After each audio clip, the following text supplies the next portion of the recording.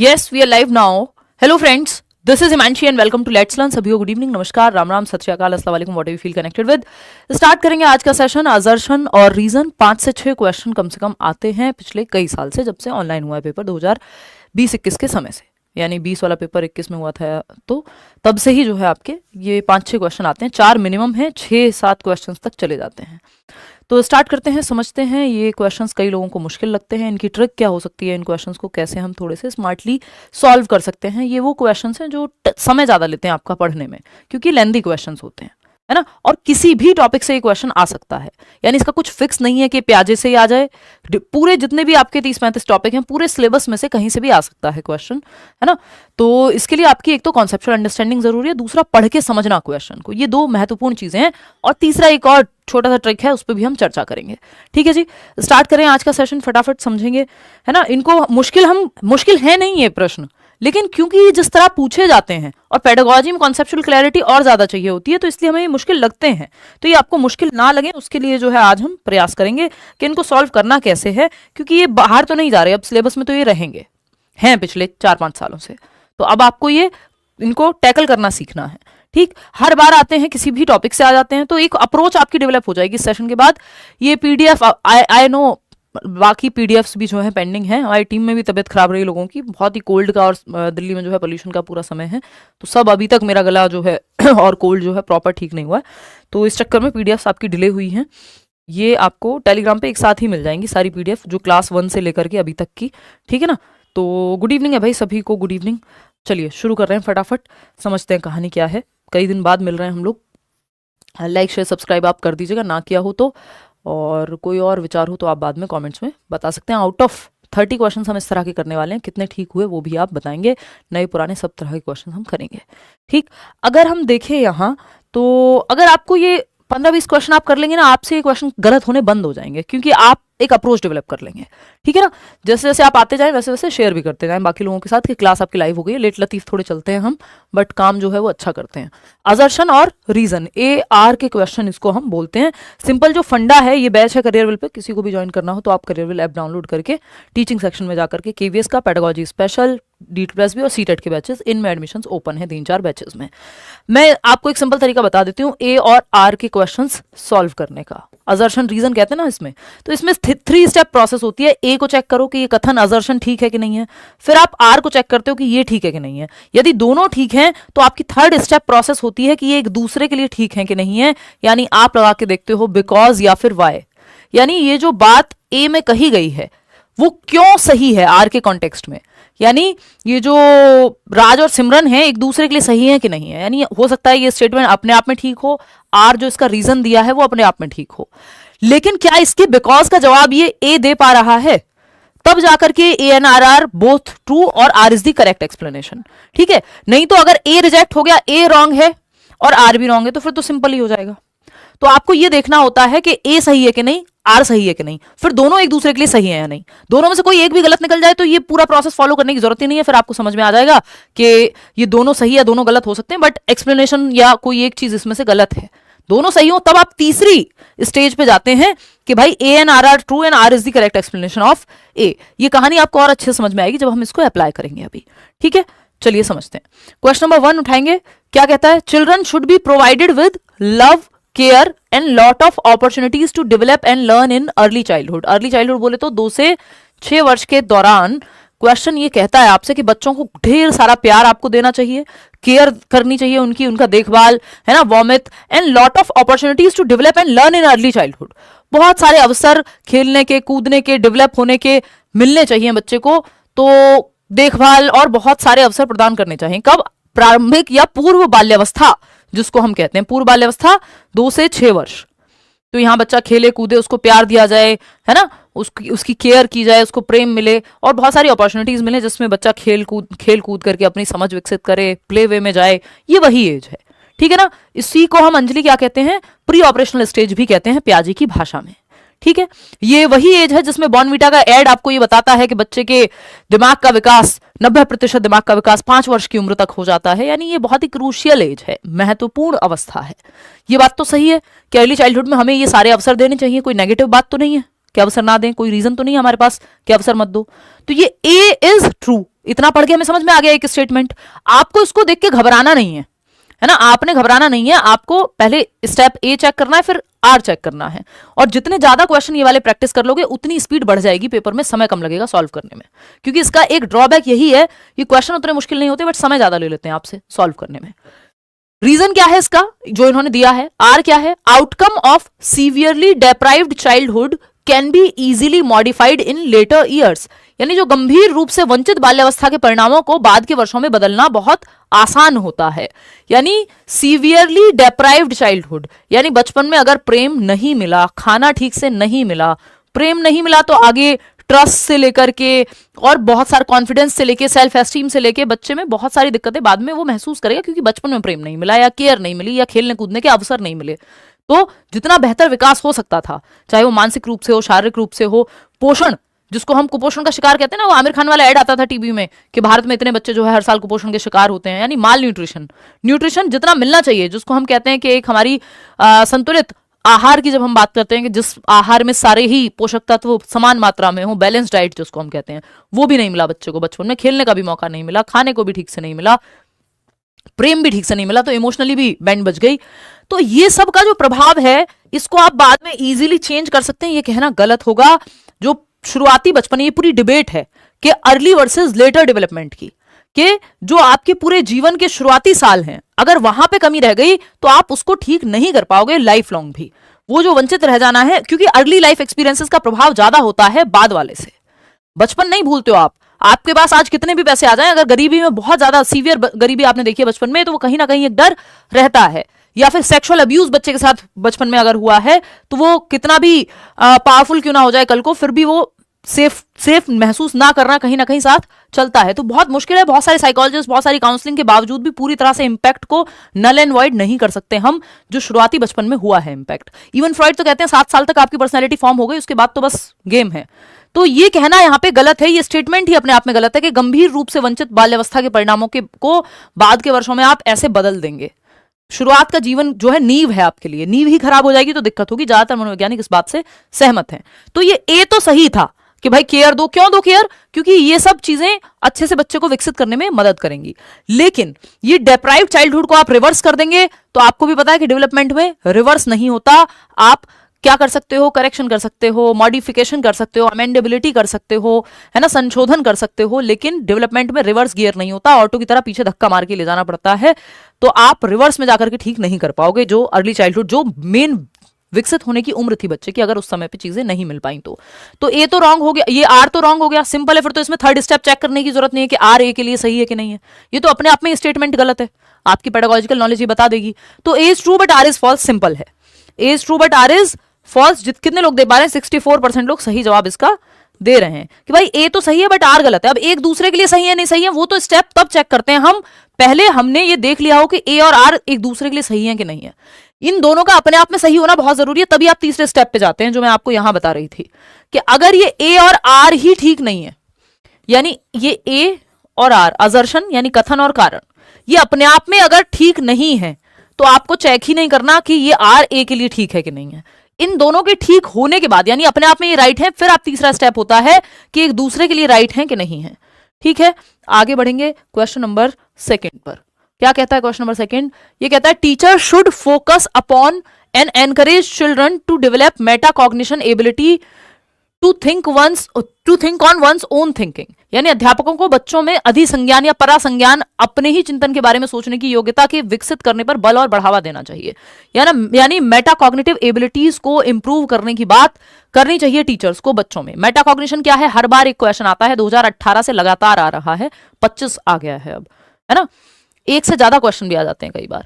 तो Meta cognition है thinking about thinking, बच्चा खुद की ही प्लानिंग को, खुद की ही थिंकिंग को रिफ्लेक्ट कर पाए, रिव्यू कर पाए, प्लान बना पाए, स्ट्रेटेजाइज कर पाए। आपने स्ट्रेटेजी बनाई होगी, इतने सिलेबस को इतने टाइम तक खत्म कर लूंगा, फिर खुद से ये सवाल पूछना है। तो thinking about thinking, awareness about awareness, ये सब मेटा कॉग्निशन में आते हैं, यानी अपनी ही थिंकिंग को, अपने ही चिंतन को सेल्फ रेगुलेट कर पाना, दिशा दे पाना। ठीक है ना।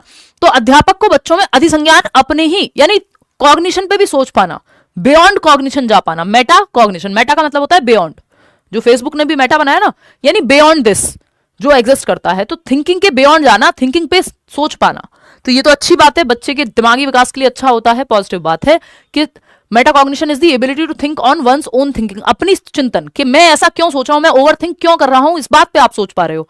दैट मीन्स आप मेटाकॉग्निशन लगा पा रहे हो, है ना, आप रीजंस ढूंढ पा रहे हो, आप अपनी प्लानिंग में रिव्यू स्ट्रेटेजाइज ये सब कर पा रहे हो, रिफ्लेक्ट कर पा रहे हो। बात तो सही है, मेटाकॉग्निशन डेवलप कराना चाहिए टीचर्स में, पॉजिटिव बात होती है।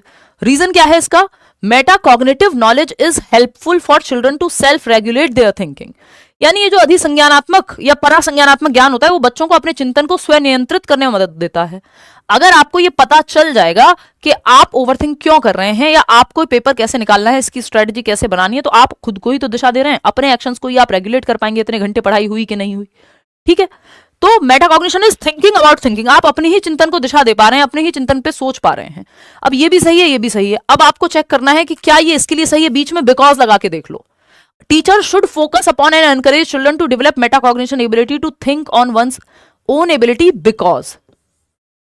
ऐसा क्यों करना चाहिए? क्योंकि metacognitive knowledge is helpful for children to self regulate their thinking. बिल्कुल सही बात है कि मेटाकॉग्निटिव नॉलेज जो है वो हेल्प करती है बच्चों को अपने ज्ञान को दिशा देने में, नियंत्रित करने में। क्योंकि तो सही है, ये इसके साथ बिकॉज लगाने पे सही बैठ रहा है, यानी दोनों सही हैं। Both A and R are true and R is the correct explanation of A. दोनों एक दूसरे के लिए भी सही हैं। आगे बढ़ेंगे, सारा खेल पढ़ के समझने का है और आपकी कॉन्सेप्चुअल क्लैरिटी कितनी है टॉपिक्स को लेके उसका है। क्वेश्चन नंबर 3 देखिएगा, ये क्या कहता है? असर्शन यानी कथन है, a teacher should adopt a culturally responsive pedagogy in her class giving primacy to children socio cultural context. यानी एक अध्यापक को अपनी कक्षा में बच्चों के सामाजिक सांस्कृतिक संदर्भों को प्रधानता देनी चाहिए, एक सांस्कृतिक रूप से उत्तरदायी शिक्षा शास्त्र को अपनाना चाहिए। यानी कल्चरली रिस्पॉन्सिव टीचिंग, यानी बच्चा जिस संदर्भ से आ रहा है, उसके यहाँ कोई त्योहार मनाया जाता है ना, कोई स्पेशल ओकेजन है, ओनम हो सकता है, कोई बच्चा केरला से हो, कोई बच्चा पंजाब से हो, तो अलग अलग त्योहार, अलग अलग भाषा, अलग अलग खाना, ये सब चीजें हो सकती हैं। तो टीचर को क्या करना चाहिए? कल्चरली रिस्पॉन्सिव पेडागोजी को अपनाना चाहिए, जहां giving primacy to children socio cultural context, वो जिस संदर्भ से आता है, जिस तरह खाना लाता है, जिस तरह की भाषा लाता है, उस चीज को आप एक्सेप्ट करते हैं, है ना। तो बात तो सही है। रीजन क्या है इसका? Schools need to follow structured. ये ऐसा ही है जैसे आपका एक दोस्त है जो मुस्लिम है, आपका एक दोस्त है जो पंजाबी है, आप हैं जो क्रिश्चियन है, एक व्यक्ति है जो हिंदू है, चारों एक दूसरे के त्योहार पे घर जाते हैं। अभी वो होम बाउंड एक मूवी आई थी ना, तो वो देख रहे हैं कि वो ईद पे उसके घर खाने जा रहा है और ये दिवाली पे आ रहा है। दो दोस्तों की कहानी है बेसिकली। तो टीचिंग, अगर टीचर क्लासरूम से अगर बच्चे ने ये सीखा हो कि हाँ सभी कल्चर के लोग शांति से रह सकते हैं, तो ये अच्छी बात होगी। रीजन क्या है? Schools need to follow structured uniform curriculum and individual differences should not be considered in the classroom. ये कह रहे हैं यूनिफॉर्म करिकुलम, यानी स्ट्रक्चर्ड यूनिफॉर्म करिकुलम अपनाना है। यूनिफॉर्म कपड़ों में अच्छी लगती है, मेथड्स में अच्छी नहीं लगती। ये बात मैं बहुत बार कहती हूं कि यूनिफॉर्म मेथड्स नहीं होने चाहिए, स्टैंडर्डाइज्ड मेथड्स नहीं होने चाहिए। ये हम टैग वर्ड्स कल करेंगे, उसमें भी आएगा। यूनिफॉर्मिटी सिर्फ कपड़ों में अच्छी लगती है कि यूनिफॉर्म एक जैसी पहन के आ गए बच्चे, अमीर गरीब का फर्क नहीं है, ज्यादा समय नहीं व्यर्थ हुआ।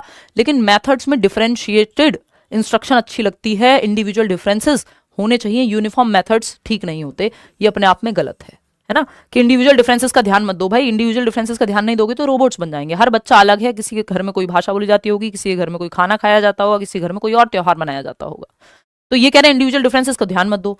तो ये तो सही था, ये आर गलत हो गया इसका, ये अपने आप में ही गलत है। तो फिर तीसरा स्टेप चेक करने की जरूरत नहीं है कि इसके लिए गलत है नहीं है, जो अपने आप में ही गलत है वो किसी के लिए सही क्या होगा? भाई सिंपल बात है ना, अगर आर पहले ही गलत हो जाए तो उसको एक के लिए क्या चेक करना? जो आदमी खुद में बर्बाद है वो किसी के लिए भी क्या सही है? पहले तो आपको अपने लिए ठीक होना है ना। तो आर तो गलत ही है, यहाँ पे ए ट्रू है। A is true but R is false, third option, जो कि आप लोग 75% लोग दे ही रहे हैं। बात सही है, बहुत बढ़िया। कोई क्लास का टाइम बता दो। रेखा जी मत पूछे टाइम हमारा फिक्स नहीं हो पा रहा है। हमारी कोशिश तो रहती है कि 9 बजे करें, बट 9:30, 9:45, 10 ऐसे चल रहा है। ये अभी सारी चीज़ें एक साथ आ गई हैं पिछले 1.5-2 महीने में, चाहे वो सीटेट हो, चाहे वो बीच में ये हमारे साथ तो वो खत्म हो गया, और DEET+B की ऑफलाइन क्लासेस हो, है ना। और फिर तबीयत भी बिगड़ गई है, अभी भी मुझे फीवरिश फील हो रहा है जब ये सेशन चल रहा है, और मैं छुट्टी पे भी जा रही हूँ कुछ दिनों की, जो कि बहुत नीडेड है ना। ये सारी बातें मिलाकर के आपका टाइम फिक्स हो नहीं पा रहा है। कल और परसों 2 दिन क्लास होनी है, फिर आपकी 9 दिन की छुट्टी है। हम सीधा 4 तारीख को 5 तारीख को मिलेंगे। ठीक, चलिएगा देखिए 4th ऑप्शन, और फिर हम तसल्ली से तैयारी करेंगे ढंग से। देखिएगा, तो अभी तो आप जब लाइव आपको दिख जाए तब आ जाइए। असर्शन यानी कथन, और रीजन क्या है? कारण।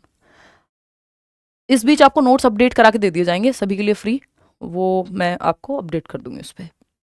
देखना, असर्शन यानी कथन, a teacher should present information in disconnected chunks and not give any reference to previous concepts once those have been tested. एक अध्यापिका को अधिगमकर्ताओं को जानकारी असंबंधित खंडों में यानी डिस्कनेक्टेड चंक यानी डिस्कनेक्टेड टुकड़ों में, यानी एक टॉपिक से दूसरा टॉपिक कुछ कनेक्ट ही नहीं हो रहा, ऐसे अगर आप देंगे तो बच्चों को याद रखने में समझने में दिक्कत होगी, ये कोई तरीका नहीं है। And not give any reference to previous concept, old knowledge से जोड़ो ही मत, ये तो एकदम बकवास बात है, क्योंकि आपको प्रीवियस नॉलेज से जोड़ना होता है। खंड जो है या जो चंक्स हैं वो कनेक्टेड होने चाहिए, प्रीवियस नॉलेज से नई नॉलेज को जोड़िए। ऐसा नहीं कि असंबंधित खंड नहीं, संबंधित खंडों में पढ़ाया जाना चाहिए कि बच्चा, आप देखेंगे चौथी क्लास की जो टेक्स्ट बुक है वो बेस बनती है 5वीं क्लास के टॉपिक में, तो नोन टू अननोन जाया जाता है, ज्ञात से अज्ञात की ओर, प्रीवियस नॉलेज को, प्रायर नॉलेज को न्यू नॉलेज से कनेक्ट किया जाता है, पूर्व ज्ञान को नए ज्ञान से कनेक्ट किया जाता है ना। तो ये कहना तो गलत हो गया। Learning occurs in a linear manner, देखिएगा ध्यान रखिएगा, कोई भी जो प्रक्रिया है यानी प्रोसेस है, लर्निंग क्या है, एक प्रोसेस है, सोशलाइजेशन क्या है, एक प्रोसेस है, डेवलपमेंट भी क्या है, एक प्रक्रिया है। तो कोई भी प्रोसेस, जिसको प्रोसेस कह रहे हैं हम दुनिया में, वो कभी भी लीनियर नहीं हो सकती। लीनियर का मतलब होता है रेखा में चलती है, स्ट्रेट लाइन में। स्ट्रेट लाइन में तो व्यक्ति चले, अगर व्यक्ति की हार्ट बीट चले तो वो भी निपट जाए, ये तो डेवलपमेंट है। बात सही है नहीं? तो कोई भी प्रोसेस दुनिया में स्ट्रेट लाइन में नहीं चल सकती, चाहे वो आपका डेवलपमेंट हो, सामाजिकरण यानी सोशलाइजेशन हो कि समाज के तौर तरीके, नियम, कायदे, कानून कैसे सीखते हैं आप, और चाहे वो लर्निंग क्यों ना हो। ये सब स्पाइरल प्रोसेसेस हैं, कॉम्प्लेक्स प्रोसेसेस हैं अगर मैं कहूं तो, ठीक है ना।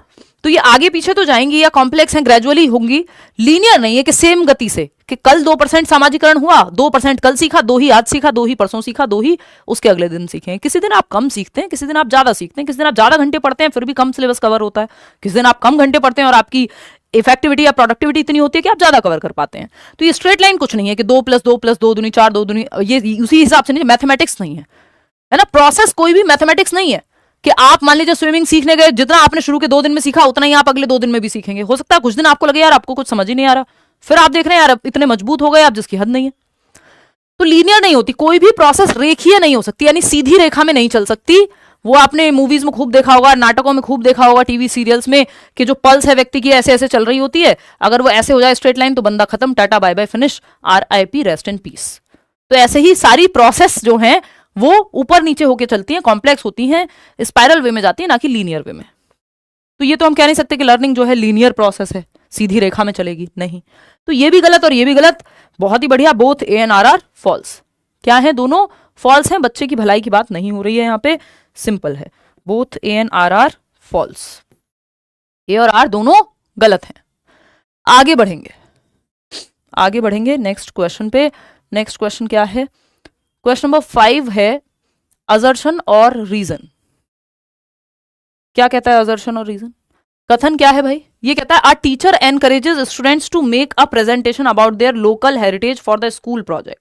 यानी एक टीचर है जो एनकरेज कर रहा है, प्रोत्साहित कर रहा है बच्चों को, स्टूडेंट्स को, विद्यार्थियों को, टू मेक अ प्रेजेंटेशन, एक प्रेजेंटेशन बनाने के लिए, एक PPT बनाने के लिए, may be about their local heritage for the school project, कि उनका जो लोकल हेरिटेज है, स्थानीय विरासत है, कोई पुरानी बिल्डिंग हो सकती है, कोई कुआं हो सकता है, कोई और जगह ऐसी हो सकती है जो स्थानीय विरासत है उस जगह के लिए, तो उस पर एक प्रेजेंटेशन बनाए, उसकी हिस्ट्री पे, उसके फोटोज के बारे में, उसको कैसे जो है बेहतर बना करके रखा गया है ना। तो ये सब के बारे में, बच्चा कहाँ है? बच्चा एक्टिव है, जहां बच्चा एक्टिव है वो कभी गलत नहीं होता, सही होता है। बच्चों को एनकरेज किया जा रहा है कुछ एक्टिविटी करने के लिए, कुछ भी समझ नहीं आया, इतना समझ आ गया कि बच्चा एक्टिव है तो बात सही है। अब आपको R चेक करना है। Sharing experiences from one's community and heritage helps students feel included in the classroom. यानी जब अपने समुदाय और अपनी विरासत से संबंधित अनुभवों को साझा करेगा बच्चा, वो जहां से आता है, उसके कल्चर से, उसके बैकग्राउंड से, उसकी रियल लाइफ से आपने अगर कनेक्ट कर दिया, अपने एक्सपीरियंस जब वो शेयर करेगा तो उसको इंक्लूडेड महसूस होगा और उसको लगेगा मेरे समुदाय की बात भी कही जा रही है, क्लासरूम जो है, जो मेरी बाहर की लाइफ है और क्लासरूम की लाइफ है, वो दोनों कनेक्ट हो रहे हैं। तो ये बात तो सही है। तो अगर अब आप देख रहे हैं दोनों सही हैं, अब देखते हैं दोनों एक दूसरे के लिए कैसे सही हैं। A teacher encourages students to make a presentation about their local heritage for the school project because, simple because लगा के देख लेना है तो बात बन जाएगी, because sharing experiences from one's community and heritage helps students feel included in the classroom. इसलिए करना चाहिए क्योंकि बच्चे जो है कनेक्टेड महसूस करेंगे। तो एक अध्यापक विद्यार्थियों को विद्यालय परियोजना हेतु अपनी स्थानीय विरासत पर प्रस्तुति तैयार करने को प्रोत्साहित करता है, क्योंकि अपने समुदाय और विरासत संबंधित अनुभवों को साझा करना विद्यार्थियों को समावेशित महसूस कराने में मदद करता है। बिल्कुल सही है, एकदम करेक्टली ये एक्सप्लेन कर रहा है क्योंकि लगाते ही। पहले आपको ये चेक कर लेना है दोनों सही है या नहीं है। बात तो सही है, तो both A and R true and R is the correct explanation of A. बात सही है कि नहीं है? आगे बढ़ेंगे। क्वेश्चन नंबर 6 देखिएगा, ये क्या कहता है क्वेश्चन नंबर 6, फटाक से समझेंगे क्या कहता है क्वेश्चन नंबर 6। ये कह रहा है कि एक कथन है और आपका एक कारण है। Proper nutrition, adequate sleep and physical activity promote children's abilities to engage in social interaction which in turn stimulates cognitive growth. यानी सही पोषण, पर्याप्त नींद और शारीरिक गतिविधि बच्चे की सामाजिक अंतः क्रियाओं में संलग्न होने की क्षमता को समुन्नत करती हैं, जो परिणाम स्वरूप संज्ञानात्मक वृद्धि को उद्दीप्त करते हैं, यानी बढ़ावा देते हैं। यानी बच्चे को अगर प्रॉपर नींद मिल रही है, प्रॉपर डाइट मिल रही है, फिजिकल एक्टिविटी खेलने कूदने को मिल रहा है, तो बच्चे की जो एबिलिटीज हैं to engage in social interaction वो बेहतर होंगी, which in turn stimulates cognitive growth, और जिससे उसका दिमागी विकास भी अच्छा होगा। भाई जब प्रॉपर खाना मिल रहा है, प्रॉपर न्यूट्रिशन मिल रहा है, प्रॉपर फिजिकल एक्टिविटी मिल रही है, सोशली ग्रुप में खेलने कूदने को मिल रहा है, फिर बातचीत भी करने को मिलेगी, तो इससे क्या होगा, दिमाग का विकास भी बेहतर होगा। जब बाकी सारे टाइप ऑफ डेवलपमेंट पॉजिटिव हैं तो बात तो सही है, राइट है, ये बात गलत तो नहीं कह सकते। रीजन क्या है, all domains of development are interrelated and influence each other. ये बात भी सही है कि विकास के सारे प्रकार, physical, cognitive, social, emotional, PCSE, यानी शारीरिक विकास, संज्ञानात्मक विकास, जिसको दिमाग का विकास कहते हैं, सोशल और इमोशनल। भाई अगर आपकी हेल्थ अच्छी नहीं होगी तो आप 4 लोगों में बैठने का भी मन नहीं करेगा, खेलने का भी मन नहीं करेगा, है ना, खेलने का मन नहीं करेगा, आप बातें नहीं करेंगे, आपने जो सीखा वो आप डिस्कस नहीं करेंगे, तो आपकी सोच भी विकसित नहीं होगी, इमोशंस भी, आपको 4 लोगों में बैठना नहीं आएगा, जरा सी बात पे आप हर्ट होके हो जाएंगे। तो ये क्या होगा, ये हो जाएगा, विकास के सभी पहलू जो हैं अंतः संबंधित होते हैं, ये बात सही है। और इसलिए हमें क्या करना चाहिए, बच्चों को एक्टिविटीज में इन्वॉल्व होना चाहिए। तो बिकॉज लगा लो या क्योंकि लगा लो, दोनों बातें एक दूसरे के लिए सही हैं और दोनों आपस में भी सही हैं। तो A is the correct explanation of A. बात सही है नहीं? चलिए, बहुत खुशी की बात है। आगे बढ़ते हैं नेक्स्ट क्वेश्चन पे। क्वेश्चन नंबर 7 देखिएगा, अजर्शन और रीजन की बात हो रही है। किसकी? अजर्शन और रीजन की बात हो रही है। और यहाँ पे बात जब हम करते हैं कथन और कारण की, तो देखते हैं assertion और reason. It is important to encourage children to speculate over causes of various phenomenon occurring around them. यानी ये महत्वपूर्ण है कि बच्चे के आसपास होने वाली विभिन्न घटनाओं के कारणों का अंदाजा लगाने के लिए बच्चे को बढ़ावा दिया जाए, कि स्पेक्यूलेट किया जाए कि आसपास जो हो रहा है वो क्यों हो रहा है ना, कि अगर बारिश बहुत ज्यादा हो रही है तो क्यों हो रही है, ट्रैफिक बहुत ज्यादा है तो क्यों है। बच्चे को अंदाजा लगाने का, सोचने का, रिफ्लेक्ट करने का आप मौका दीजिए। इससे क्या होगा, बच्चा एक्टिव होगा, उसकी थिंकिंग, रीजनिंग, प्रॉब्लम सॉल्विंग, ये सब को बढ़ावा मिलेगा। तो बच्चों को आप महत्व दे रहे हैं, एनकरेज कर रहे हैं, प्रोत्साहित कर रहे हैं एक्टिव रहने के लिए। बच्चा कुल मिलाकर के एक्टिव है, जहां बच्चा एक्टिव है वो बेस्ट है। अंदाजा लगाने के लिए बढ़ावा दे रहे हैं, इसका मतलब वो सोचेगा। रीजन क्या है इसका, children seek to understand the causes of everything they see around them and these causal explanations lead them towards construction of mini theories. यानी बच्चे अपने आसपास दिखी हर घटना का कारण खोजना चाहते हैं, क्यूरियस होते हैं ना, जिज्ञासा है, जानना है उन्हें क्यों हो रही है कोई चीज, और उनकी कारक व्याख्या, ये जो उनका कॉजल एक्सप्लेनेशन है कि कोई चीज कॉज एंड इफेक्ट क्यों होता है, बारिश हुई है पानी भरेगा, क्यों हो रहा है, उन्हें लघु सिद्धांतों के निर्माण की ओर ले जाता है। यानी वो अपनी मिनी थियरीज बनाते हैं कि ये इसलिए होता है, अपनी एक समझ बनाते हैं दुनिया की। बात सही है? तो ये दोनों ही बातें सही हैं।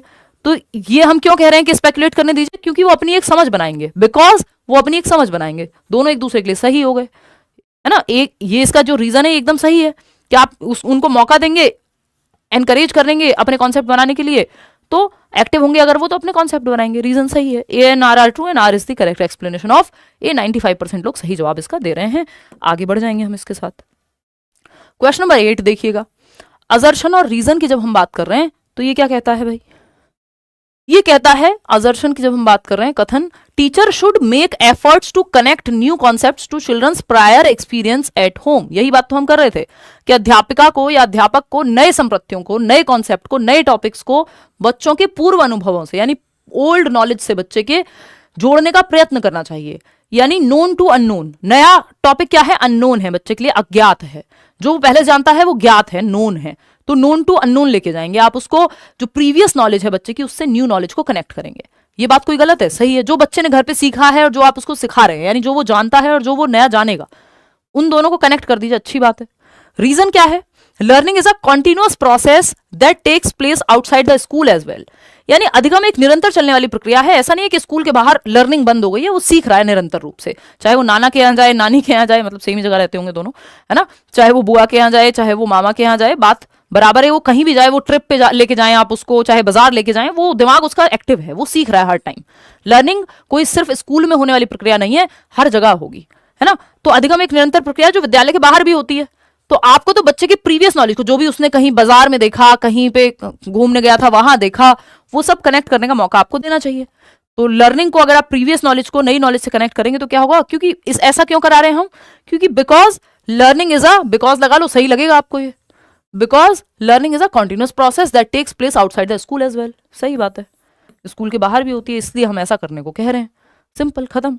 बहुत बड़े 89% लोग सही जवाब दे रहे हैं। अब मुझे लग रहा है कि आप जो है अटकेंगे नहीं सवालों में। क्वेश्चन नंबर 9 देखिएगा, सबने मुझे लग रहा है मैराथन देख ली है, ठीक है। क्वेश्चन नंबर 9 देखिएगा, अजर्शन और कथन की जब हम बात करते हैं, स्टेटमेंट है और रीजन है। स्टेटमेंट पढ़ेंगे, it is important for a teacher to focus on development of children's metacognitive abilities. अभी हम बात कर रहे थे परासंज्ञानात्मक क्षमताएं, यानी थिंकिंग अबाउट थिंकिंग, है ना, जिसमें बच्चा जो है रिफ्लेक्ट करे, रिव्यू करे, एक प्लान बनाए, स्ट्रेटजी बनाए कि भाई ये वाले सब्जेक्ट पहले पढ़ने हैं, ये करना है, वो करना है। थिंकिंग अबाउट थिंकिंग, खुद की थिंकिंग को रेगुलेट भी कर पाएगा। एक अध्यापक के लिए महत्वपूर्ण है कि वो बच्चों की परासंज्ञानात्मक क्षमताओं के विकास पर बल दे। ट्रू है, कोई दिक्कत नहीं है, कॉग्निशन हो चाहे मेटा कॉग्निशन हो, दोनों ही पॉजिटिव बातें हैं। रीजन क्या है इसका, oh god sorry, when children become aware of their own beliefs and thinking, जब आपको अपने बिलीव्स कि आप किन चीजों में विश्वास रखते हैं, आपका एटीट्यूड कैसा है, आपके बायसेस क्या हैं, इन सब चीजों के प्रति जब आप, या अपनी थिंकिंग कैसी है, अवेयर होंगे, तो they become more capable of regulating their own learning. तो आप क्या है, अपनी ही लर्निंग को बेहतर तरीके से क्या कर पाएंगे, रेगुलेट कर पाएंगे, दिशा दे पाएंगे। ये बात भी सही है। तो मेटाकॉग्निटिव कैपेबिलिटीज क्यों उनको डेवलप कराने पे फोकस कराना चाहिए, बिकॉज बच्चे जो हैं वो अपनी ही क्षमताओं को लेकर, अपनी ही बिलीव्स को लेकर के बेहतर अवेयर होंगे और अपनी थिंकिंग को, अपनी लर्निंग को फिर वो रेगुलेट कर पाएंगे कि भाई मैं एक आलसी व्यक्ति हूं मान लो, और मुझसे सुबह नहीं उठा जाता, तो बेटर है कि मैं ये कहूं कि रात को आलस आ रहा है, 12 बज गए हैं और ये वाला सिलेबस कल कंप्लीट हो जाएगा, या कल मैं ये कर लूंगा। और आपको पता है कि आप उठेंगे नहीं अगर सो गए, तो आपका जैसा ट्रैक रिकॉर्ड है, आपकी जो क्षमता है, जैसे मेरी अगर मैं बात करूं तो मैं जगे रह सकती हूं बजाय कि मुझे उठाओ सुबह, है ना। मजबूरी में तो फिर आप कहां ही देखते हो, आधे आधे घंटे में भी उठता है इंसान, बट प्रेफरेंस क्या है कि यार लगातार काम करना बेटर है, बाद में सो तो फिर तसल्ली से सो। ये मेरी अपनी पर्सनल इंडिविजुअल पर्सनैलिटी हो गई। किसी का हो सकता है कि यार उसको 2 घंटे भी मिल जाए सोने को तो वो फ्रेश फील करेगा, बजाय कि वो लगातार काम करे। तो आप खुद की क्षमताओं को जानते हैं, इसका मतलब यह है आपका मेटाकॉग्निशन, आपको पता है आपकी कैपेबिलिटीज क्या हैं, तो आप अपनी ही डायरेक्शन दे सकते हैं, अपने आप को लर्निंग के प्रति डायरेक्ट कर सकते हैं। बात तो सही है। आपको पता है आपका वीक एरिया कौन सा है, आपको पता है आपका स्ट्रॉन्ग एरिया कौन सा है और वीक कौन सा है, आप स्वॉट एनालिसिस कर सकते हैं। तो आप उस हिसाब से अपना प्लान बनाते हैं कि यार मैथ्स में इस बार टाइम ज्यादा दूंगा क्योंकि पिछली बार दिक्कत हो गई थी, मेरा मैथ्स वीक है। इसका मतलब आप अपनी ही क्षमताओं को, अपने आप को देख पा रहे हैं और उस हिसाब से फिर आप गाइड कर पाएंगे। तो बात तो सही है। तो because when children become aware of their own beliefs and thinking, वो कैसे सोचते हैं, तो वो बेहतर कैपेबल बनते हैं अपनी लर्निंग को रेगुलेट करने के। तो ए भी सही है और ए और आर दोनों एक दूसरे के लिए भी सही है। जो आर है वो करेक्ट एक्सप्लेनेशन है ए की। 96% लोग सही जवाब दे भी रहे हैं। आगे बढ़ेंगे नेक्स्ट क्वेश्चन पे। क्वेश्चन नंबर 10 क्या कह रहा है, फटाक से देख लेते हैं। अजर्शन है यानी स्टेटमेंट है, देखिएगा फटाक से, फटाफट पढ़िएगा इसको। कथन कहता है, a teacher should not give space to discuss children's explanation of various phenomenon. देखिए एक बात मैं सालों से लगातार कह रही हूं, आपको देखना बच्चा जहां एक्टिव है वो बात पॉजिटिव है। बच्चा यहाँ एक्टिव नहीं लग रहा हमें कि एक अध्यापक को बच्चों की विभिन्न घटनाओं के बारे में व्याख्या की चर्चा को कोई स्थान नहीं देना चाहिए, यानी बच्चों की चर्चा को स्थान ही मत दो, यानी बच्चों को एक्टिव मत रखो, पैसिव बना दो। तो जो बच्चे को एक्टिव नहीं रख रहा, जो ऑप्शन, वो सही नहीं हो सकता। सिंपल बात, जब तक ये ना कहा हो कि कौन सा सही नहीं है, तो ये तो गलत हो गया।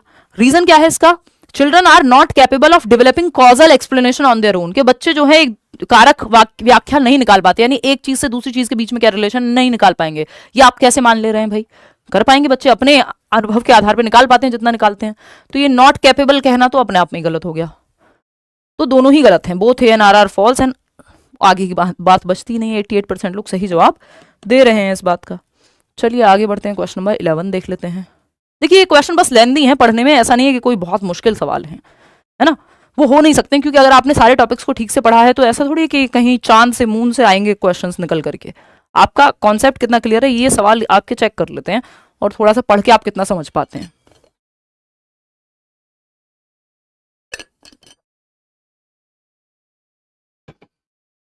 मैम हिंदी का भी पेडागोजी करा दीजिए, करा देंगे यार। कराएंगे, अब नए साल में कराएंगे। मुझे लग नहीं रहा अगले 2 दिनों में तो हो पाएगा, फिर सीधा हम नए साल पे मिलेंगे। ओ गॉड। देखिएगा क्वेश्चन नंबर 11 है, असर्शन क्या कहता है, यानी कथन क्या कह रहा है, teachers must encourage children to share the naive और intuitive theories that they construct, जिसको मिसकंसेप्शन या ऑल्टरनेटिव कॉन्सेप्शंस भी कहते हैं, कि बच्चों द्वारा निर्मित सहज या अंतर्ज्ञान सिद्धांतों को उन्हें साझा करने के लिए उन्हें प्रोत्साहित करना चाहिए। टीचर्स को जो भी बच्चे के अपने अनुभव के आधार पर, चाहे वो लॉजिकली गलत हो, बच्चे को लगता है उसने तालाब में हरे रंग का पानी देखा है, तो वो कह रहा है मैंने तो ग्रीन कलर का वाटर भी देखा है। आप तो कह रहे हो वाटर तो कलरलेस होता है, पानी का तो कोई रंग नहीं होता, बट मैंने तो टीचर जी, मैंने तो देखा था ग्रीन कलर का वाटर, या मेरे भाई ने कलर मिक्स किया था, ब्लू कलर का वाटर देखा था मैंने तो रूह अफ़ज़ा देखा था पिंक कलर का। तो वो अपने सहज अनुभव के आधार पे, जो उसका एक्सपीरियंस है उसके आधार पे आपको कोई बात बता रहा है जो कि सही है। टीचर्स को एनकरेज करना चाहिए, प्रोत्साहित करना चाहिए। कुल मिला के बच्चा एक्टिव है, और बच्चा जहां एक्टिव है वो ऑप्शन कभी भी गलत नहीं होता। रीजन क्या है इसका, all children start off with preconceptions of reality and these conceptions influence their understanding in schools। यानी सारे ही बच्चे जो है वो शुरुआत कहां से करते हैं, स्टार्ट ऑफ कहां से करते हैं, अपने प्रीकॉन्सेप्शंस से। प्रीकॉन्सेप्शंस मतलब प्री कॉन्सेप्ट, अपने पूर्व अनुभव के आधार पे जो उन्होंने सोचा है, जो कॉन्सेप्ट है, जरूरी नहीं है वो लॉजिकली साइंटिफिकली सही हो, वहां से वो शुरू करते हैं पूर्व संकल्पनाओं से, और विद्यालय में उनकी समझ को ये संकल्पनाएं प्रभावित करती हैं। यानी जो उन्होंने प्रीवियस नॉलेज अपनी बनाई है, प्री कॉन्सेप्ट बनाए हैं, ये जो कॉन्सेप्ट हैं इन्फ्लुएंस करते हैं उनकी अंडरस्टैंडिंग, वो स्कूल में कैसे सीखेंगे। तो वो कह रहा है ना, जब आप वाटर इज कलरलेस कह रहे हैं, तो बच्चा कह रहा है मैंने तो देखा है कलरफुल वाटर। तो अब चर्चा होगी, तो ये जो वो सीख रहा है प्रीवियस नॉलेज, उसकी यहां पे आएगी क्लासरूम में, हेल्प करेगी बेटर क्लैरिटी के लिए। तो दोनों बातें सही हैं, ये बातें एकदम सही है कि वो कंस्ट्रक्ट करते हैं, बिकॉज अब यहां पे बिकॉज लगा लो, अपने आप सही हो जाएगा कि बच्चों द्वारा निर्मित सहज या अंतर्ज्ञान सिद्धांतों को उन्हें साझा करने के लिए उन्हें प्रोत्साहित करना चाहिए। क्योंकि भाई अगर आप प्रोत्साहित नहीं करोगे तो क्या होगा, ऐसा तो हो नहीं सकता किसी भी बच्चे ने कभी कोई अपने कॉन्सेप्ट नहीं बनाए होंगे। बच्चा तो बनाएगा, जब वो दुनिया में जी रहा है तो अपने कुछ अनुभव के आधार पर, अपने सहज अनुभव के आधार पर वो अपने प्री कॉन्सेप्शंस बनाएगा। जरूरी नहीं है कि वो लॉजिकली साइंटिफिकली ट्रू हो। तो नाइव कॉन्सेप्शन तो बनेंगे, मिसकॉन्सेप्शंस तो बनेंगे, क्योंकि सभी बच्चे वास्तविकता की पूर्व संकल्पनाओं से आरंभ करते हैं, अपनी एक कहानी से। तो ये बात सही है, A and R are true and R is the correct explanation. 87% लोग सही जवाब दे रहे हैं। आज तो आप लोग बहुत ही बढ़िया जवाब दे रहे हैं, मतलब आप इनमें गड़बड़ नहीं करने वाले। क्वेश्चन नंबर 12 देखिएगा, humans are able to learn and remember new things in motor and cognitive domains throughout their life span. यानी जो मानव है, व्यक्ति है, मनुष्य है, अपने पूरे जीवन काल के दौरान गत्यात्मक और संज्ञानात्मक क्षेत्रों में नई चीजें सीखने और स्मरण करने के योग्य है। यानी आप 60 साल के हैं तब भी आप बैडमिंटन खेलते रह सकते हैं, मोटर स्किल्स पे काम करते रह सकते हैं, जिम जा सकते हैं, कॉग्निटिव एबिलिटीज, नई नई चीजें सीखते रह सकते हैं, सोचते रह सकते हैं, किताबें पढ़ते रह सकते हैं। ठीक है ना। हाँ, मैं 25 तारीख से 4 तारीख तक बाहर हूं, ठीक है, कोई बात नहीं, उस पर हम चर्चा कर लेंगे। अभी तो 2 दिन है, कल भी क्लास लूंगी, परसों भी लूंगी, ठीक है। तो इतने आप सारी जो मैराथन है, नोट्स वगैरह हैं, वो सब पढ़िएगा, प्रीवियस सेशंस देखिएगा, फिर आकर के हम बढ़िया से काम करेंगे। इतने मेरी तबीयत भी होपफुली सही हो जाएगी। Humans are able to learn and remember new things in motor and cognitive domains throughout their life span. ये बात एकदम सही है, ठीक। रीजन क्या है इसका, ये कह रहे हैं outcome of a severely deprived childhood can be easily changed in later years. ये बात आप दिमाग में बिठा लीजिए, जो बचपन में कमी रह गई है उसको आप पूरी तरह से रिवर्स नहीं कर सकते हैं, आप मॉडिफाई कर सकते हैं, आप बेहतर टेक्निक से सिखा सकते हैं, लेकिन अगर बचपन का डेप्राइव्ड चाइल्डहुड है उसको आप अचानक से पूरा नहीं कर देंगे, रिवर्स नहीं कर देंगे। इसलिए तो हम कह रहे हैं कि बचपन हम क्यों आंगनवाड़ी में आटे से लेके और क्या क्या देने की बात कर रहे हैं, क्योंकि वो ऐसा टाइम है, उसके विकास का बहुत महत्वपूर्ण काल है वो जो बचपन हम कह रहे हैं, स्पेशली अर्ली चाइल्डहुड, 6 साल तक, 12 साल तक, 6 साल तक तो स्पेशली। उसके बाद फिर आप रिवर्स नहीं कर पाएंगे, जो डैमेज हो गया उसको पूरी तरह से रिवर्स करना इम्पॉसिबल है। एक गंभीर रूप से पीड़ित बचपन के परिणामों को बाद के वर्षों में आसानी से बदला जा सकता है, जी नहीं। अगर किसी गैस की वजह से, या किसी गैस की चपेट में आने की वजह से, या फिर खाने की न्यूट्रिशन की कमी की वजह से, या बैड न्यूट्रिशन मिलने की वजह से जो डैमेज हो गया कॉग्निटिवली या फिजिकली भी बच्चे को, वो दोबारा से आप उसको ठीक नहीं कर सकते, है ना। तो इसका क्या है, ये अपने आप में गलत बात है। ये कहना सही है कि थ्रू आउट चलता है, लेकिन जो डेप्राइव्ड चाइल्डहुड है उसको आप उसकी पूर्ति नहीं कर पाएंगे, तो ये तो आर गलत हो जाएगा। ए इज ट्रू। तो आप में से कितने लोग, 63% लोग सही जवाब दे रहे हैं, A is true but R is false. तो इसका चेक करना तो बनता ही नहीं है कि रीजन सही है नहीं है, क्योंकि अपने आप में स्टेटमेंट ही गलत है, तो कहानी खत्म हो जाती है, थर्ड स्टेप पे पहुंचने की जरूरत ही नहीं है। क्वेश्चन नंबर 13 देखिएगा, ये क्या कहता है भाई पढ़िएगा फटाफट। असर्शन यानी कथन, using a set of visuals followed by discussions based on learners prior experiences helps learners to build conceptual understanding. यानी विजुअल्स तैयार कर रहे हैं आप, visuals using a set of visuals followed by discussions, कुछ दिखाया, पिक्चर्स दिखाई और फिर चर्चा हो रही है क्लास में बच्चों के प्रीवियस नॉलेज से, पूर्व अनुभवों के आधार पे कि उन्होंने उनको ये पिक्चर अंडमान निकोबार की फोटो दिखाई गई और कहा गया तुम क्या देखते हो, तुम कभी गए हो, तुमने कभी समुद्र देखा है, इस पे बात हो रही है। फिर तो बच्चे अपने अनुभव साझा करेंगे, बात सही है। इससे क्या होगा, हेल्प करेगी ये चीज टू बिल्ड कॉन्सेप्चुअल अंडरस्टैंडिंग, बच्चे का कॉन्सेप्ट जो है वो बेहतर होगा, उसकी संकल्पनात्मक समझ को बढ़ावा देगी ये चीज कि आपने बच्चों को हवाई जहाज की फोटो दिखाई और फिर डिस्कस करने को कहा कौन कौन हवाई जहाज में बैठा है। अच्छा, फिर बच्चे बताएंगे अच्छा वो एयर इंडिया में इतने लोग जो है टकरा करके ये हो गया था। फिर वो सब अपने अपने अनुभव शेयर करेंगे, जो उन्होंने सुना होगा आसपास, जो न्यूज में देखा होगा, जो माँ बाप को चर्चा करते हुए देखा होगा। और इससे क्या होगा, चर्चा होगी तो उनकी अपनी एक कॉन्सेप्ट बिल्ड होगा, गलत चीजों पे ठीक से चर्चा होगी, क्लासरूम में करेक्ट कराया जाएगा टीचर के द्वारा, या बाकी बच्चे कुछ और कहेंगे। तो ये हेल्दी बात है कि बच्चा एक्टिव है कुल मिलाकर। रीजन क्या है इसका, learners actively construct their own knowledge by connecting new ideas to existing ideas on the basis of materials or activities presented to them। यानी बच्चे को जो भी हम दिखा रहे हैं उसके आधार पे वो अपने पूर्व ज्ञान को कनेक्ट करेगा, उस फोटो से जो भी वो जानता है उसको कनेक्ट करेगा और जरूरत पड़ने पे अपने कॉन्सेप्ट्स को भी ठीक करेगा। बात तो सही है। तो बढ़ावा क्यों देना चाहिए, क्योंकि बच्चा बिकॉज लगा के देख लो सही है, क्योंकि बच्चा अपने नए विचारों को कनेक्ट कर पाएगा जो भी मटेरियल उसके सामने प्रेजेंट हुआ है। तो बात तो सही है, दोनों एक दूसरे के लिए भी सही है, इसमें कोई भी दो राय नहीं है। ठीक है जी, आगे बढ़ जाएं, नेक्स्ट क्वेश्चन पे चले जाएं। नेक्स्ट क्वेश्चन क्या कहता है भाई, क्वेश्चन नंबर 14 देखिएगा। क्वेश्चन नंबर 14 एक बात कह रहा है कि having a diverse classroom with students from varied social, economic and cultural backgrounds. यानी एक कक्षा है जिसमें अलग अलग सामाजिक परिप्रेक्ष्य के बच्चे आते हैं, आर्थिक स्थिति सबकी अलग अलग हो सकती है, कुछ अमीर परिवार से हैं, कुछ गरीब से हैं, कुछ मिडिल क्लास से हैं, हर तरह का बच्चा है। एंड कल्चरल बैकग्राउंड, कल्चरली भी डिफरेंट है, भाषा अलग बोलते हैं, घर में खाना अलग बनता है ना, त्योहार अलग मनाए जाते हैं। एक बच्चा केरला से है, एक बच्चा पंजाब से है, एक बच्चा आपका गोवा से है, दूसरा बच्चा आपका मध्य प्रदेश से है। तो इस तरह से मल्टीपल जगहों से भी हैं। तो अब बच्चे जो हैं क्या होगा इससे, and cultural background enriches the learning experiences of all students. बहुत सारे बच्चे, डाइवर्सिटी, यूनिटी इन डाइवर्सिटी जब हम बात करते हैं तो एक दूसरे से बहुत कुछ सीख पाएंगे, ये बात सही है। ओनली स्टूडेंट्स विद विजुअल और hearing impairment and learning disability benefit from inclusion. ये कह रहे हैं कि इंक्लूजन यानी इंक्लूसिव एजुकेशन का मतलब यानी समावेशी शिक्षा का मतलब वही है कि जो दृष्टिबाधित बच्चा है या जो सुनने में दिक्कत है, जो श्रवण बाधित बच्चा है, सिर्फ उनको ही इंक्लूड करना है, यानी डिसेबिलिटी वाले बच्चों को ही इंक्लूड करना इंक्लूसिव एजुकेशन है। ये एकदम बकवास बात है। इंक्लूसिव एजुकेशन में हर तरह का बच्चा, चाहे वो कल्चरली डिफरेंट हो, इकोनॉमिक स्टेटस अलग हो, चाहे फिजिकली कोई दिक्कत हो या फिजिकली बहुत अच्छा हो, गिफ्टेड हो बच्चा, एवरेज हो बच्चा, सुनने में दिक्कत हो नहीं हो, हर तरह का बच्चा, inclusive education, education for all, सभी के लिए, सभी का इंक्लूजन, सभी के लिए शिक्षा। तो ये कहना कि सिर्फ वो बच्चे जिनको विजुअली प्रॉब्लम होती है उनको इंक्लूसिव एजुकेशन में शामिल करते हैं, ये गलत है। तो फर्स्ट तो सही है कि सारे बच्चों के अनुभव से सीख पाएंगे, लेकिन इंक्लूसिव एजुकेशन सिर्फ वही है जिसमें दृष्टि बाधित या श्रव्य बाधित बच्चे हैं, तो श्रवण बाधित बच्चे हैं, ये कहना गलत होगा।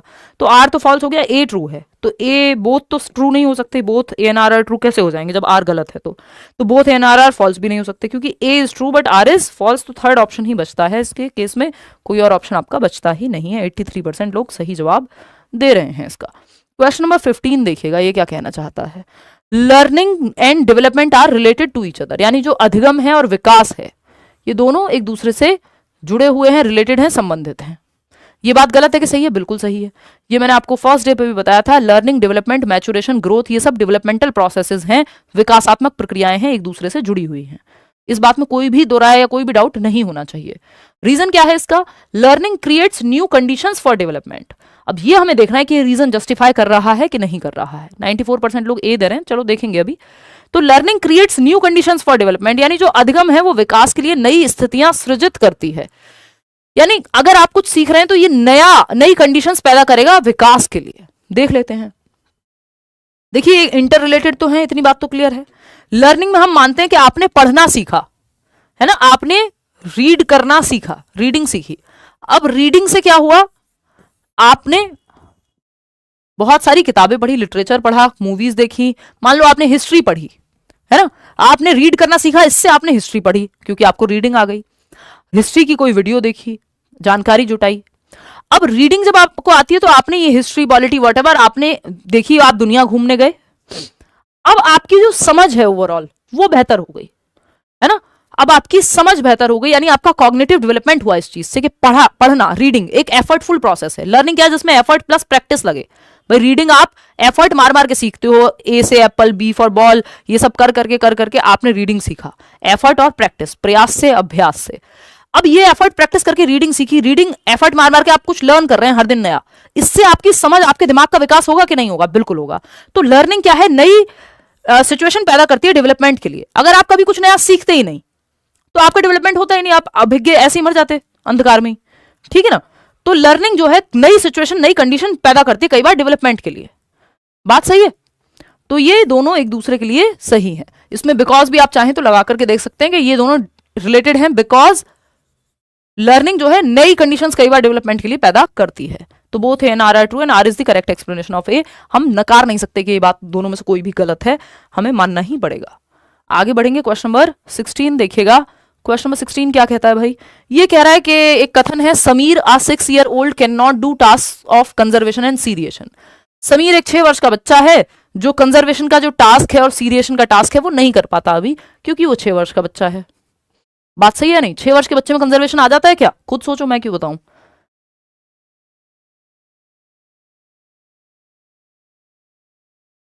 सॉरी, देखिएगा। तो अगर हम बात करते हैं यहां 6 वर्षीय समीर संरक्षण और क्रमांकन के कार्य नहीं कर पाता या सीरिएशन के कार्य नहीं कर पाता।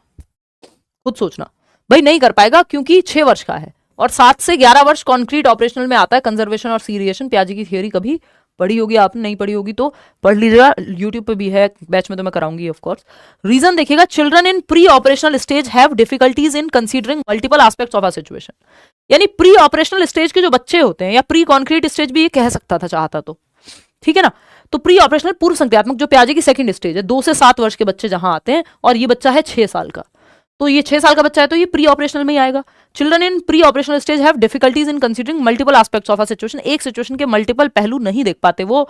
ग्लास का यदि साइज देख रहे हैं तो साइज ही देखेंगे, ये नहीं देखेंगे उसकी शेप क्या है ना? इस पेन का रंग देख रहे हैं तो रंग ही देखेंगे, ये नहीं देखेंगे किस मटेरियल का बना है।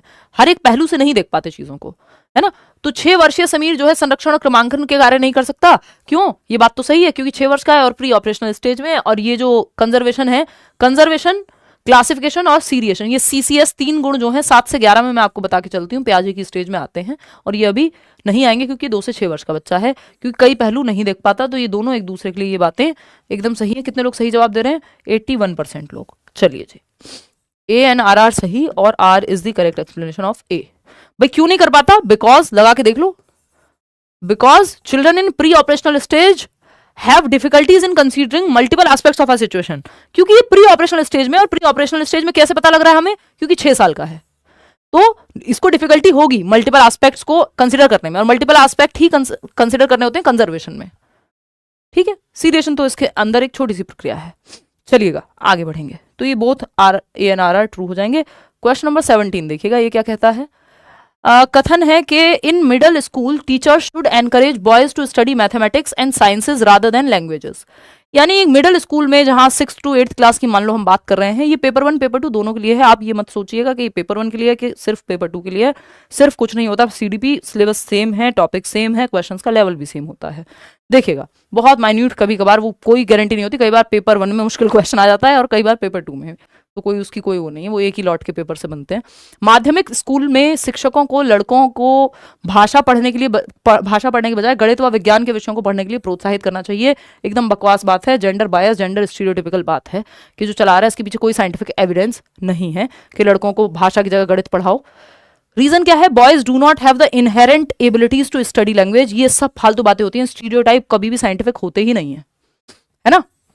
कि लड़कों में भाषा को पढ़ने की जन्मजात क्षमता नहीं होती, ये कहना जो है वो गलत होगा, ठीक है ना? ये कहना गलत होगा कि लड़कों में पढ़ने की भाषा नहीं सीख पाएंगे, उनके अंदर इनहेरेंट क्षमता नहीं होती, ये उनको माहौल नहीं मिला शायद, मे बी इसलिए। ये ऐसा ही है कि लड़कियों को ड्राइविंग में दिक्कत होगी। दोनों ही एकदम बकवास बातें हैं, कोई लॉजिक इसके पीछे नहीं है। Both and R are true and R is the correct explanation, बिल्कुल सही है। नहीं, ट्रू तो नहीं है, तो फॉल्स ही है। करेक्ट एक्सप्लेनेशन तो कहाँ से देंगे? Both and R are false. 83% लोग सही जवाब दे रहे हैं, दोनों ही गलत हैं। तो एक्सप्लेनेशन तो क्या ही टेस्ट करें, दोनों ही ढकोसलेबाजी की बातें फालतू, है ना? जो चला आ रहा है साइंटिफिकली ट्रू नहीं है, लॉजिकली ट्रू नहीं है। क्वेश्चन नंबर 18, अगर कोई ये बात मानता है इसका मतलब वो अभी प्री ऑपरेशनल स्टेज में है, अभी लॉजिक उसके अंदर नहीं आया है, ठीक? देखिएगा आगे बढ़ेंगे। क्वेश्चन नंबर 18 देखिएगा, ये क्या कहता है? एक कथन है, कथन क्या है, in a socio constructivist classroom recall based written test should be the only basis of assessment. यानी सामाजिक रचनावादी कक्षा कक्ष में बस याद करने वाली रट्टाफिकेशन वाली टेस्ट ही असेसमेंट का या परीक्षाओं का एकमात्र तरीका है। देखिए, कंस्ट्रक्टिविस्ट शब्द और सिर्फ याद करना, रिकॉल एक साथ नहीं जा सकते, क्योंकि कंस्ट्रक्टिविज्म में बच्चे का एक्टिव होना जरूरी है, और यहाँ रिकॉल पे, रट्टाफिकेशन पे याद करने की बात ही कर रहे हैं। ये वाइगॉत्स्की का पर्सपेक्टिव है कि सामाजिक संरचनावादी यानी बच्चे ग्रुप में एक्टिविटी कर रहे होंगे, तो यहाँ पे रटने की तो कोई जगह नहीं। जहां कंस्ट्रक्टिविस्ट शब्द यूज हो गया यानी रचनावाद, तो एक्टिविटी करके सीखा जाएगा, बच्चा पैसिव नहीं हो सकता कि रिकॉल बेस्ड हो जाए।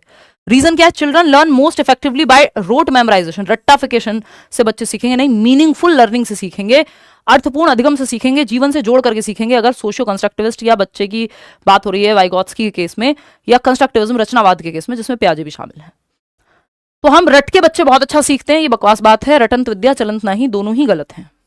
Both A and R false. 93% लोग आप लोग सही जवाब दे भी रहे हैं। देखिए, इतने जब आप क्वेश्चन प्रैक्टिस कर जाएंगे तो आपके सवाल गलत होने की संभावना बहुत कम है। क्वेश्चन नंबर 19 देखिएगा, ये क्या कहता है भाई, inclusive education refers to an education system that accommodates all children regardless of their physical, intellectual, social, emotional, linguistic और other conditions।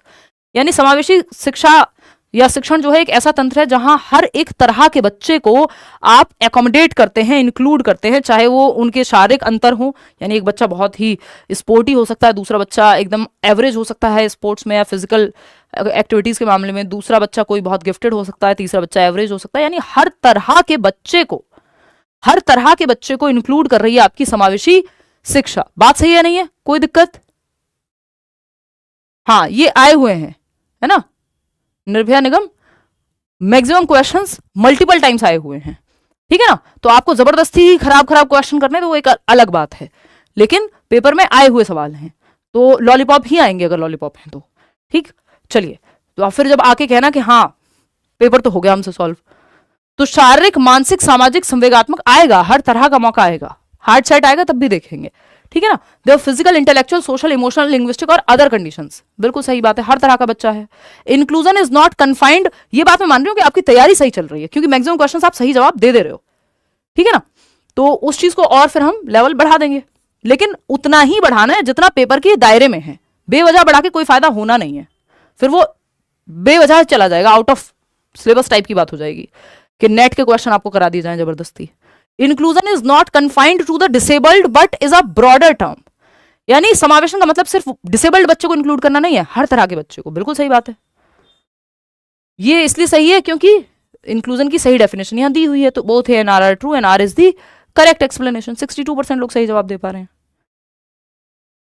चलिए आगे बढ़ेंगे, नेक्स्ट क्वेश्चन, क्वेश्चन नंबर 20 देखिएगा, क्या कहता है भाई क्वेश्चन नंबर 20। Assertion है, our teacher gives a lot of project work and encourages children to work collaboratively। Project work generally groups में ही दिया जाता है, परियोजना जो है प्रोजेक्ट वर्क ग्रुप्स में ही दिया जाता है, परियोजना कार्य देती है और बच्चों को सहयोगात्मक रूप से कार्य करने के लिए, एक प्रोजेक्ट कोई भी ग्रुप में किया जाता है ना, तो कोलैबोरेटिवली बच्चे काम कर रहे हैं एक दूसरे के साथ मिलकर एक प्रोजेक्ट पे, ठीक है, अच्छी बात है। रीजन क्या है इसका, children learn a lot through discussion with peers, एक दूसरे के साथ डिस्कशन करके बेहतर सीखते हैं, इसलिए कोलैबोरेशन में काम दिया गया है, because children learn with each other. तो दोनों ही बातें सही हैं, दोनों एक दूसरे के लिए भी सही हैं, कोई दिक्कत परेशानी, क्लियर है। 97% लोग सही जवाब भी दे पा रहे हैं, फास्ट भी जवाब दे पा रहे हैं, बहुत बढ़िया। क्वेश्चन नंबर 21 देखिएगा, ये क्या कहता है, असर्शन की जब हम बात कर रहे हैं, असर्शन यानी कथन, children learn the knowledge, skills, values and customs of the society only through formal agencies. मैंने कोशिश की है कि लगभग पूरा सिलेबस आपके सारी तरह के टॉपिक इनमें कवर हो जाए। हम सोशलाइजेशन से भी क्वेश्चन कर रहे हैं, हम डेवलपमेंट से भी क्वेश्चन कर रहे हैं, हम लर्निंग से भी क्वेश्चन कर रहे हैं, है ना, हम इंक्लूसिव एजुकेशन जो 5 नंबर का है उससे भी क्वेश्चन कर रहे हैं। तो असर्शन रीजन के जितने भी प्रकार के क्वेश्चन बन सकते हैं पूरे सिलेबस से, वो सब कवर हो जाए अलग अलग टाइप। तो कथन क्या है, बच्चे अपने समाज की जानकारी, कौशल, मूल्य, रीति रिवाज केवल औपचारिक कारकों से ही सीखते हैं, यानी थ्रू फॉर्मल एजेंसीज कि कोई ट्रेनिंग दिलाने आप ले जा रहे हैं, वहां पे समाज कैसे रहता है ना, इस पे कोई बहुत फॉर्मल क्लास दी जाएगी, स्कूल में सिखाया जाएगा कि समाज के क्या तौर तरीके होते हैं, कौन सा त्योहार कैसे मनाया जाता है, फॉर्मल एजेंसी ना, ये कहना गलत है, एकदम बकवास बात है।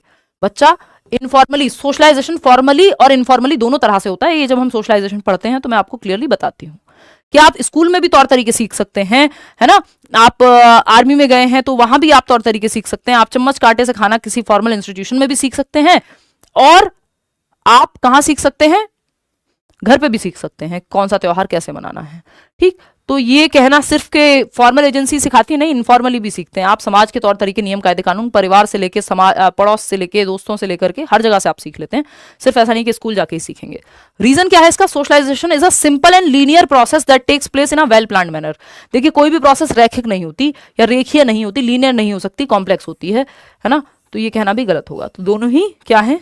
गलत हैं। Both ANR are false. 69% लोग सही जवाब दे पा रहे हैं। आगे बढ़ेंगे नेक्स्ट क्वेश्चन पे। नेक्स्ट क्वेश्चन क्या है? क्वेश्चन नंबर है 22। देखिएगा ये क्या कह रहा है। क्वेश्चन नंबर 22 ये कह रहा है कि while teaching a concept, a teacher should encourage her students to brainstorm the instances and examples of contrast। यानी जब एक टॉपिक, एक कॉन्सेप्ट पढ़ाया जा रहा है टीचर के द्वारा, तो एक शिक्षिका को अपने विद्यार्थियों को विपरीत दृष्टांतों और उदाहरणों पर विचार मंथन करने के लिए भी प्रोत्साहित करना चाहिए। कि जब टीचर पढ़ा रहा है बर्ड का कॉन्सेप्ट कि भाई ये बर्ड्स हैं, उड़ सकते हैं आसमान में, ये कबूतर है, ये तोता है, ये मैना है, ये फलाना है, तब आप गाय या भैंस का भी एग्जाम्पल दे रहे हैं, या आप एक हेलीकॉप्टर का भी एग्जाम्पल दे रहे हैं कि ये बर्ड नहीं है, ये बर्ड का उदाहरण नहीं है। तो कॉन्ट्रास्ट में आपने विपरीत भी दे दिया कि ये नहीं है। एग्जाम्पल्स तो दिए, आपने जो कॉन्सेप्ट पढ़ा है उसके बारे में, उससे रिलेटेड क्या नहीं है वो दे करके और क्लैरिटी आ जाती है। ठीक है ना। तो ये क्या होगा आपका? ये वैसा ही है जो तोता उड़ मैना उड़ खेलते हो ना, तो उसमें भैंस को भी उड़ कर दो, इसका मतलब आपको समझ आ जाएगा कौन क्या नहीं उड़ेगा, तो वो नॉन एग्जाम्पल है उसका। ठीक, तो ये बात तो सही है। Non examples don't play any role. Brainstorm मतलब ग्रुप में बैठ करके सोचने को, बच्चों को आइडियाज को का मौका देना चाहिए। बिल्कुल सही बात है। Non examples don't play any role, ये कहना गलत होगा। नॉन एग्जाम्पल्स इंपॉर्टेंट होते हैं, सीखने में मदद करते हैं। नॉन एग्जाम्पल वही जो एग्जाम्पल नहीं है, उससे रिलेटेड कुछ है, कि बर्ड के बारे में बता करके एक नॉन बर्ड का एग्जाम्पल देना कि ये बर्ड नहीं है, है ना, कि ये जो डॉग है वो बर्ड का एग्जाम्पल नहीं है, या हेलीकॉप्टर बर्ड नहीं होता, तो ये नॉन एग्जाम्पल हो गया। जो उसके बारे में उसका उदाहरण नहीं है बट उसको एक्सप्लेन कर दे रहा है, उसमें कॉन्सेप्चुअल क्लैरिटी आ जा रही है कि क्या नहीं है। तो A is true but R is not true. A is true but R is false, जो कि थर्ड ऑप्शन आप लोग सही जवाब दे ही दे रहे हैं। कल आपके लिए कुछ मुश्किल सवाल लगेंगे क्योंकि ये वाले सवाल अब आप कर ले रहे हैं मैक्सिमम। क्वेश्चन नंबर 23 देखिएगा। क्वेश्चन नंबर 23 देखिएगा, ये क्या कहता है? A child has to have some neuromotor maturation before she learns to catch a ball. गेंद को पकड़ने के लिए सीखने से पहले, या गेंद को पकड़ना सीखने से पहले एक बच्चे में कुछ गतिक परिपक्वता होनी चाहिए। न्यूरोमोटर मैचुरेशन यानी न्यूरॉन्स और मोटर बैलेंस अगर थोड़ा बहुत भी नहीं आया तो बच्चा बॉल नहीं पकड़ पाएगा। मतलब क्या है? आप बच्चे को साइकिल चलाना सिखाएं, उससे पहले उसकी बॉडी में मैच्योरिटी होनी चाहिए इनफ। पेंसिल पकड़ने के लिए बच्चे की हाथों में जान होनी चाहिए। यानी जो आप सिखा रहे हैं, सिखाने के लिए एक बेसिक मैच्योरिटी पहले होनी चाहिए। 10वीं क्लास का सिलेबस 5 साल के बच्चे को आप नहीं सिखाते हैं, क्यों? क्योंकि अभी उसके लिए वो मैच्योर नहीं है, परिपक्व नहीं है। बात तो सही है। एक न्यूरोमोटर मैच्योरेशन चाहिए आपको कि हैंड आई कोऑर्डिनेशन उतना बैठ पाए कि वो कैच कर पाए। इस स्थिति में तो आए तब तो आप कैच करना सिखाओगे। 6 महीने के बच्चे को बॉल कैच करना थोड़ी सिखाओगे, क्योंकि अभी वो मैच्योर नहीं है। न्यूरोमोटर मैच्योरेशन नहीं आया उसके अंदर। रीजन क्या है इसका? Learning is dependent upon development. हाँ, कई बार क्या है, विकास निर्भर होता है जो लर्निंग है, यानी अधिगम निर्भर होता है विकास की प्रक्रिया पे, कि बच्चे में लॉजिक आ जाए तब तो उस तरह का सिलेबस पढ़ाओगे। 11th क्लास में बच्चे का 12 से 18 के बीच में या 11 से 15 के बीच में होना जरूरी है, क्योंकि फॉर्मल ऑपरेशनल स्टेज है, एब्स्ट्रैक्ट थिंकिंग आएगी, डिडक्टिव लॉजिक आएगा। तो इसलिए कई बार डेवलपमेंट जो समय के साथ अनफोल्ड होना है, सिखाना जो कि आप एनवायरमेंट से सिखा रहे हो, एफर्ट प्रैक्टिस करके, साइकिल भी तो आप एक उम्र पे ही सिखाओगे। आप कोई गेम लेने जाइए मार्केट में, उस पर लिखा होगा 3+ ईयर्स के बच्चे के लिए, 2+ ईयर्स के बच्चे के लिए। इवन आप सिंपल कपड़े लेने चले जाइए, उस पर भी लिखा होगा 6 महीने के बच्चे के लिए। तो पता है ना किस चीज के लिए बच्चा कितना मैच्योर है अभी। तो ये बात सही है एकदम। तो आप चाहें तो बिकॉज लगा के देख लीजिए, सॉल्व हो जाएगा। भाई catch a ball because learning is dependent upon development. Yes, in some cases learning is dependent on development, और दोनों इंटर रिलेटेड भी हैं। लर्निंग से डेवलपमेंट, डेवलपमेंट से लर्निंग। बात सही है।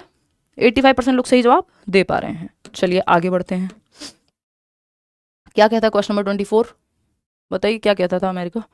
असर्शन क्या है? A major criticism of Jean Piaget's theory is the consideration that children are active beings.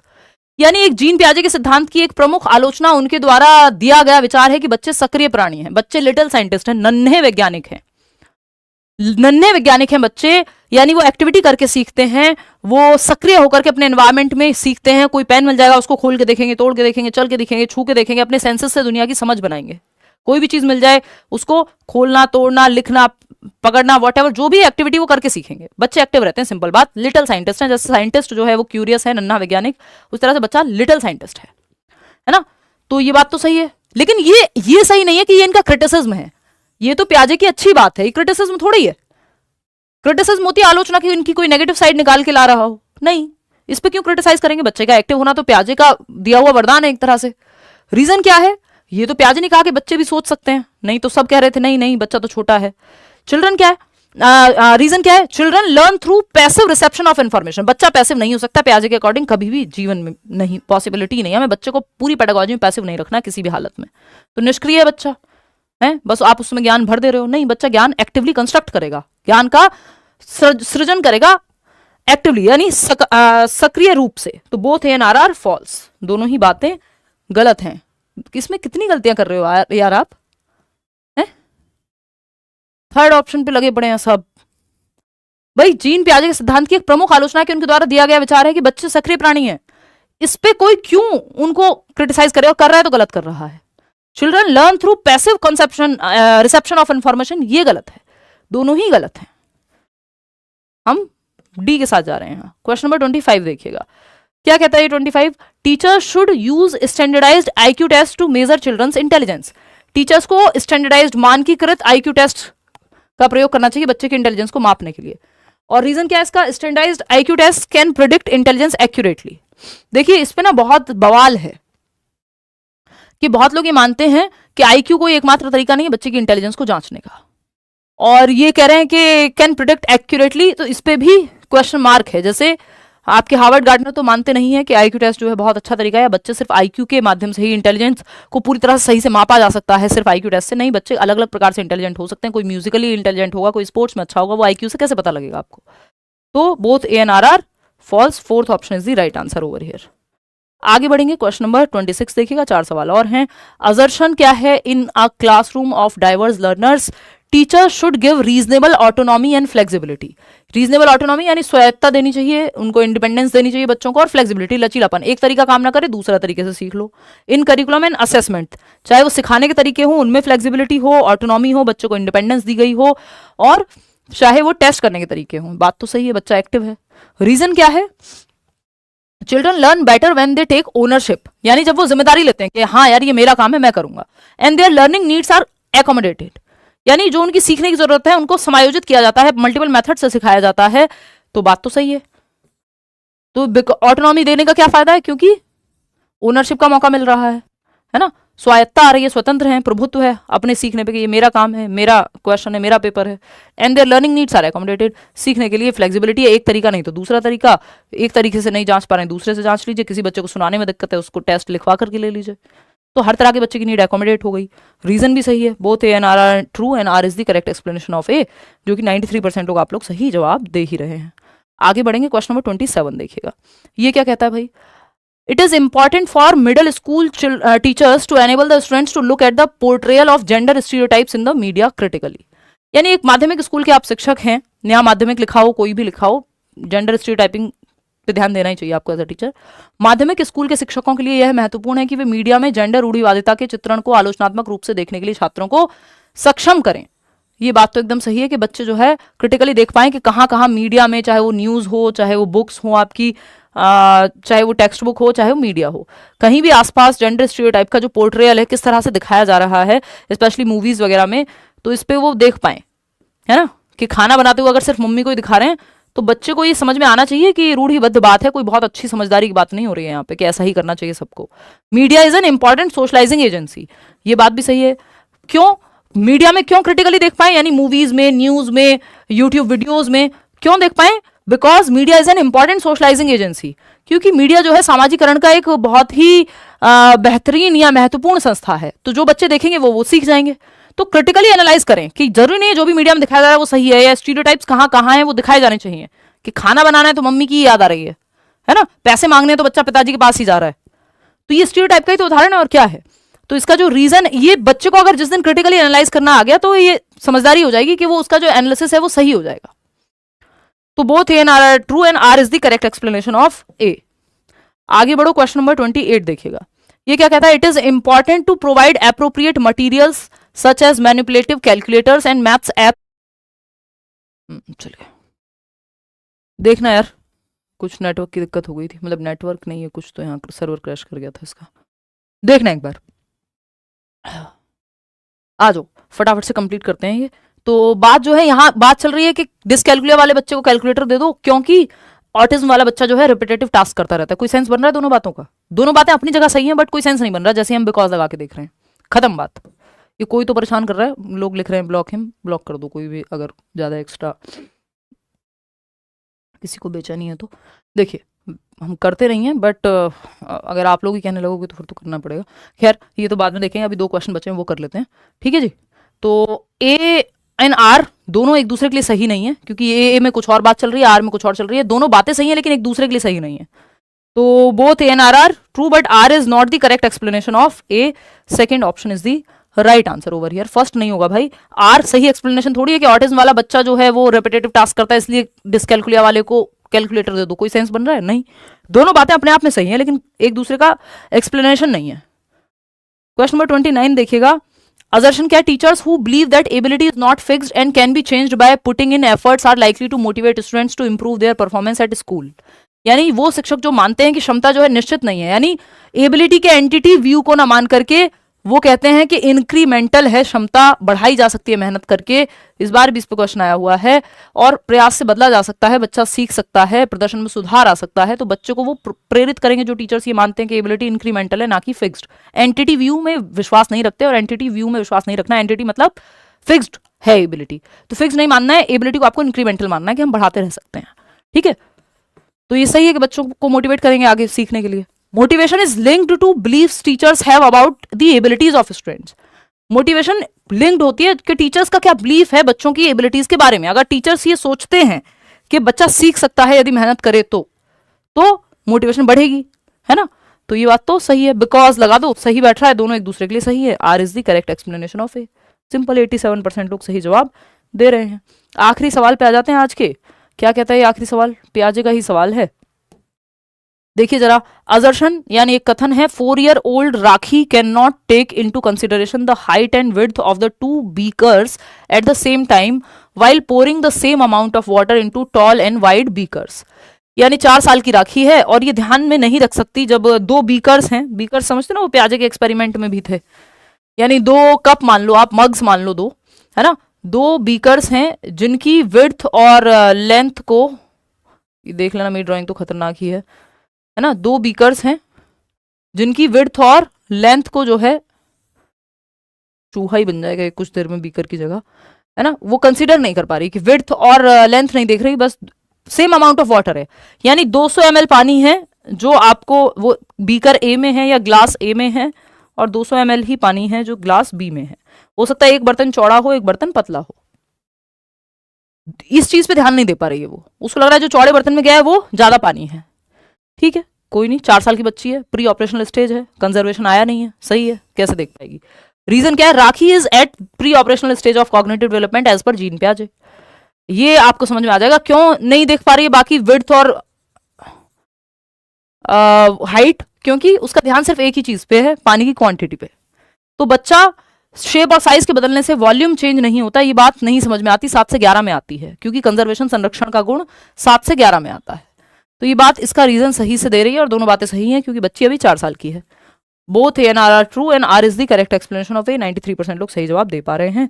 इसकी भी पीडीएफ हम जल्दी से आपको टेलीग्राम पे डलवा देंगे। लाइक शेयर सब्सक्राइब आप कर दीजिएगा। आउट ऑफ 30 क्वेश्चंस कितने आपने ठीक किए वो आप बता दीजिएगा, और किसी भी फेक चैनल वगैरह से मत जुड़िएगा। अगर आप बैच ले रहे हैं तो आप करियर विल ऐप पे ही जुड़िएगा, वहीं पे बैच आपको मिल पाएगा, ठीक है। आउट ऑफ 30 क्वेश्चंस कितने ठीक हुए वो आप बताएंगे कमेंट सेक्शन में। आज के लिए इतना ही। देखो अगर मैक्सिमम क्वेश्चंस आप सॉल्व कर पा रहे हो तो बहुत कम संभावना है कि आप ये वाले क्वेश्चंस गलत करोगे, क्योंकि पढ़ के समझ में आपको आ जा रहा है और आप दोनों के बीच में लिंक बिठा पा रहे हो। 25 में से 30, 28, 29, 27, 26, बहुत बढ़िया जी, मैक्सिमम।